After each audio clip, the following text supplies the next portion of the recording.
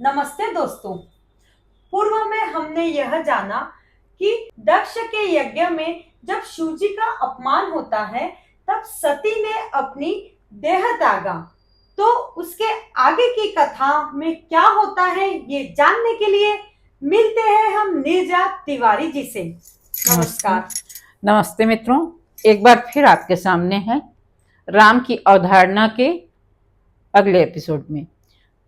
राम की अवधारणा है ना, तो राम कौन है, क्या है, ये बताने के पहले भगवान शिव की कथा याज्ञवल्क्य जी भरद्वाज जी को बताते हैं कि सती ने क्रोधवश कि सबने शिव का अपमान किया, दक्ष यज्ञ में यज्ञ का भाग अलग से नहीं रखा, भगवान शिव के लिए आसन नहीं रखा। क्रोधित हो सती ने कहा कि अब तो उस देह का ही त्याग कर दूंगी जो मुझे मेरे पिता दक्ष के द्वारा प्राप्त हुई है। कोई इस संसार में सती को दक्ष की पुत्री के रूप में ना जाने, बल्कि ये जाने कि पति के अपमान के लिए वही सती जो सती हो गई अग्नि में। आगे की कथा में गोस्वामी तुलसीदास जी कहते हैं, सती मरत हरि सनवर मांगा, जन्म जन्म शिव पद अनुरागा। सती भगवान नारायण से ये वर मांगती हैं कि मैं तो देह का त्याग कर रही हूं, परंतु हे प्रभुवर, आप मुझे ऐसा वरदान दें कि जितने जन्म लूं इस संसार में, जितने जन्म हो मेरे, वो सब शिव के चरणों की अनुरागी बनूं।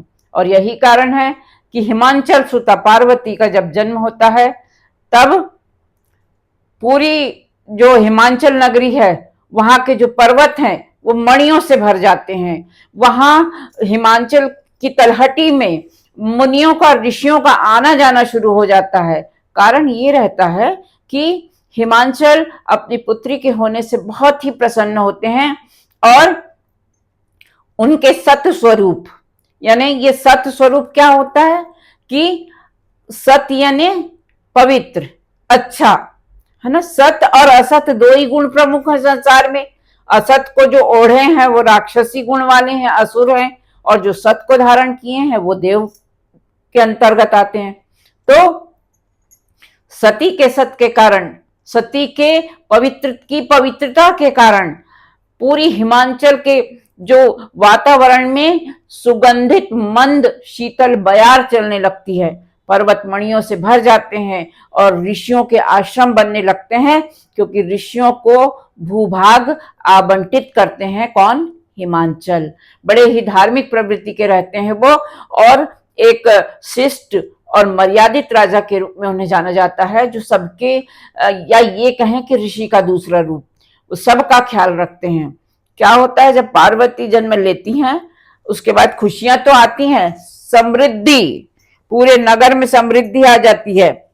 उसको विभिन्न चौपाइयों में गोस्वामी जी ने लिखा है ऐसा, हो ये पूज्य सकल जग माही, एहि सेवत कुछ दुर्लभ नाही, एहि कर नाम सुमिर संसारा, त्रिय चढ़ावई पतिव्रत अधिधारा, शैल सुलक्षण सुता तुम्हारी, सुनहुते अज अब अवगुण विचारी। यहाँ पे विचरते हुए घूमते नारद जी की जो आदत है, हमने जो सुना है वो एक मतलब छद्म रूप में हमें नारद की छवि को बताया गया है। जबकि नारद जैसा श्रेष्ठ विद्वान और संचार का माध्यम, हमारा इंटरनेट उतना बढ़िया नहीं चलता है जितना नारद की खबरें चलती थी। तो नारद को नारद भगवान कहा जाता है, नारद ऋषि कहा जाता है, ऋषियों में श्रेष्ठ। वो आते हैं हिमांचल नगरी में, हिमांचल राज उन्हें पैर पूज के उचित आसन देते हैं और बैठे ऋषिवर सम्मान करते हैं। उसके बाद पार्वती को बुलाते हैं, पार्वती भी उनको प्रणाम करती है। तो हिमाचल के मन में ये आता है कि जरा ये इतने ज्ञानी हैं, पूछ लें हमारी बेटी के भाग में लिखा क्या है। वो शुरू कैसे करते हैं बात को, उस पर ध्यान दीजिएगा बंधुओं। हिमांचल बोलते हैं, ऋषिवर देखिए मेरी पुत्री का हाथ जरा देखिए, उसमें कोई अवगुण तो नहीं है। तो यह बात बोलते हुए भी गोस्वामी जी हम सबको एक शिक्षा दे जाते हैं कि कभी भी बात को नकारात्मक रूप में नहीं पूछना चाहिए। हिमांचल जी ये पूछ सकते थे कि भाई मेरी बेटी में क्या क्या गुण है वो जरा बता दो। वो बोलते हैं पहले सारे अवगुण बता दो, फिर गुण बताना मेरी बेटी के। नारद जी प्रसन्न होते हैं पार्वती को देख के, क्योंकि वो तो त्रिकालदर्शी हैं, सब भूत भविष्य वर्तमान जानने वाले, और सभी लोकों में एकदम बेबाक आना जाना विचरण करना, कोई रोकने वाला नहीं था। अनुशासन एवं उनको व्यवहार की इतनी अच्छी उनकी आदत पक्की थी कि राक्षसों तक में उनका व्यवहार मेलजोल का था। जब देवताओं और असुरों के बीच में कोई पुलिया या सेतु का काम करने वाला ढूंढा जाता था तो सबसे पहले नारद का नाम लिया जाता था कि उनकी पहुंच है वहां तक। हमारी देवता अपनी बात उनसे पहुंचाते थे वहां तक, वो अपनी बात पहुंचाते थे देवताओं तक। नारद जी देखते हैं और क्या कहते हैं जरा सुनिए आप लोग, मजा आएगा आपको और कथा की भी जानकारी होगी। शैल सुलक्षण सुता तुम्हारी, सुनहु जे अब अवगुण दुईचारी। अगुण अमान मात पितुहीना, उदासीन सब संशय छीना। हे हिमांचल राज, आपकी पुत्री गुणों की खान है, अवगुण तो एक भी नहीं है उसमें, सब गुण ही गुण भरे हैं। पूरे गुणों, संपूर्ण गुणों को लेकर पैदा हुई है। संसार की स्त्रियां इन्हीं का नाम लेकर अपने पतिव्रत धर्म का पालन करेंगी। अब आगे क्या बोलते हैं, हाँ अगर कहो तो इसका जो होने वाला पति है उसके दो चार अवगुण हम बता सकते हैं यदि आप चाहो तो। अब आगे तो सुलगा देते हैं कि यदि आप चाहो तो हम बता देते हैं दो चार अवगुण। तो हिमांचल क्या नहीं बोलते, तुरंत बोलते हैं बताओ बताओ जल्दी बताओ, क्योंकि हिमांचल को अपनी पुत्री के विवाह की चिंता रहती कि योगी जटिल अकाम सन नगन मंगल वेश, अस स्वामी एहि कह मिलही परिहस्त असिरेक। जोगी है, त्रिगुणातीत है, नंग धड़ंग रहता है, अपना घर बार, अपना सोना चांदी हीरे मोती ऐसा कुछ नहीं है उसके पास, जटाओं से परिपूर्ण है वो। अब ऐसा सुन के अविरल अश्रुधारा बह चलती है हिमांचल राज के, और पार्वती की माता मैना देवी भी रोने लगती है। अवगुण ही अवगुण भरे हैं। अब त्रिगुणातीत मतलब जिसने सभी गुणों पर विजय प्राप्त कर ली है ना। तो उसको आगे नारद जी समझाते हैं कि सुनी मुनि गिरा सत्य जिय जानी, दुख दंपति ही उमा हर्षानी। ये सुन के हिमांचल राज और मैना देवी खूब रोने लगते हैं दुख के मारे कि इतनी अच्छी बेटी हमारी, उसके भाग में ऐसा पति लिखा है। अब जो उमा यानी पार्वती रहती हैं वो हृदय में प्रसन्न होकर मुस्कान खिल जाती है उनके चेहरे पे। क्यों? क्योंकि उन्होंने तो मांगा ही था, और जो बता रहे हैं नारद जी बिल्कुल 2 कॉपी यही गुण मेरे पति में होंगे, तो वो प्रसन्न हो जाती हैं। परंतु इन लोग बड़े दुखी हो जाते हैं। तब नारद जी बोलते हैं कि झूठ न होई देव ऋषि बानी, सोच ही संपत्ति सखी सयानी। उर धरि धीर कहीं कह गिरिराऊ, कहु नाथ का करई उपायु। नारद जी कहते हैं वो ऐसा तो है, परंतु ब्रह्मा का लेखा कोई मिटा नहीं सकता। आपकी लड़की के आपकी पुत्री की जो हाथ की रेखाएं हैं वो यही कह रही हैं, इसका पति वही होगा, इस बात को कोई नहीं टाल सकता। अब उस पति को भी प्राप्त करने के लिए तुम्हारी बेटी गिरजा को बहुत तप करने होंगे। तो अब यहां से शुरू होता है कि पार्वती अपने गुरु, नारद उनके गुरु रहते हैं, अपने गुरु की इच्छा नहीं टाल सकती। माता पिता भी बोलते हैं, नारद जी कहते हैं कि भाई इसको बहुत कठिन तप करेगी और वो तप में पार हो जाएगी, उस तप से तब कहीं उनको भगवान शिव मिलेंगे।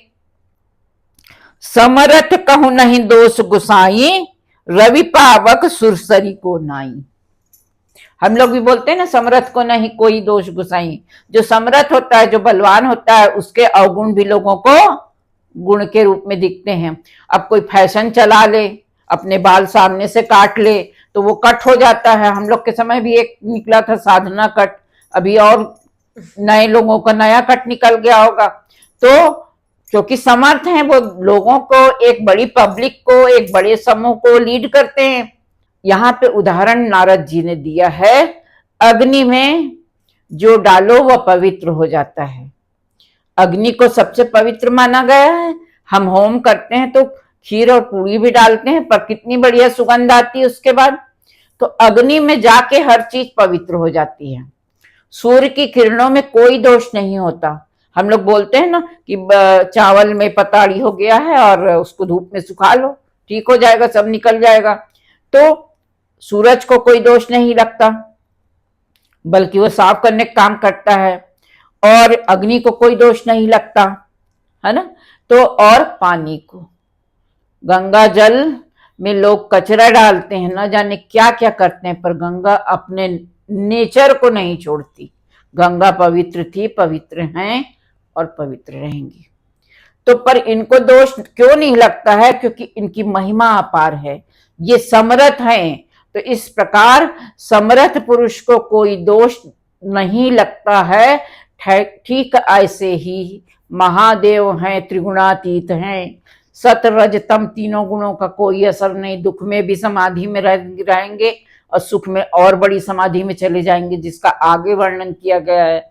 नारद जी ये बताते हैं कि अग्नि को दोष नहीं, पानी गंगा जल को दोष नहीं, और सूर्य भगवान को कोई दोष नहीं, तो समर्थ को नहीं दोष घसाई। यहाँ पर आगे नारद जी समझाते हैं, जो तप कीन कुमारी तुम्हारी, भावी मेटी सकहि त्रिपुरारी।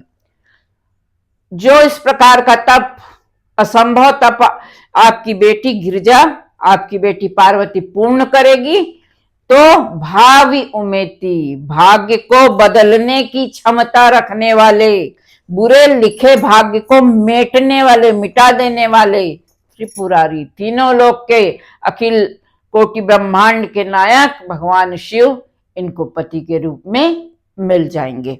तप करने जाती हैं और हजारों वर्षों तक वो एक पैर में खड़े होकर करती हैं। पहले वो अन्न का त्याग करती हैं, फिर जल का त्याग कर देती हैं, फिर पत्तों को खा के जीवन बिताती है, जिसके कारण उनको अपर्णा कहा जाता है। तो पत्तों का भी त्याग कर देती हैं और हवा वायु का सेवन करके जीवित रहती हैं और तप करती हैं। और ऐसे तप को देखकर जो ऋषि मुनि हैं वो अत्यंत प्रभावित होते हैं। इधर भगवान शंकर 87,000 वर्ष के लिए समाधि पे गए रहते हैं। कब? जब सती सीता के वेश में गई रहती हैं। उसके बाद फिर सती का योगाग्नि में भस्म होना, उसके बाद विरह में, टाइम का कोई गणना नहीं है टाइम की, क्योंकि हजारों लाखों वर्ष तक भगवान शिव ने तब समाधि में और ध्यान में बिताया है। अब शिव की समाधि खुलती है तो बताते हैं कि ऐसी ऐसी कन्या है और जो आपके लिए तप कर रही है। भगवान शंकर मन में सोचते हैं, बहुत अच्छा, पिछले जन्म में मेरे प्रभु की परीक्षा ली थी, तो क्यों ना इस जन्म में मैं परीक्षा ले लूं, अपना अवसर क्यों चूकूं। तो सप्त ऋषियों को भेजते हैं कि जाओ और पार्वती की परीक्षा लेके आना, और तब मैं निश्चित करूंगा कि पार्वती से विवाह करना है या नहीं करना है। दोस्तों, तो आज की वीडियो में हमने ये जाना कि सती अपना दूसरा रूप पार्वती में बदल के शिव जी के लिए कैसी कड़ी तपस्या करते हैं, और अगली वीडियो में हम जानेंगे कि शिव और पार्वती की शादी की तैयारी कैसे की जाती है। तो मिलते हैं अगले वीडियो में। हमारे वीडियो से जुड़े रहिए और हमारे चैनल को सब्सक्राइब कीजिए। धन्यवाद।